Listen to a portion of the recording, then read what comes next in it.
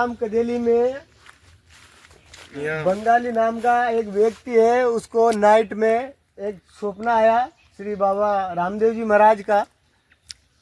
तो सपना आने के टाइम में रामदेव जी महाराज ने इन्हें कहा है इस पेड़ के नीचे रामदेव जी बाबा के पगले हैं।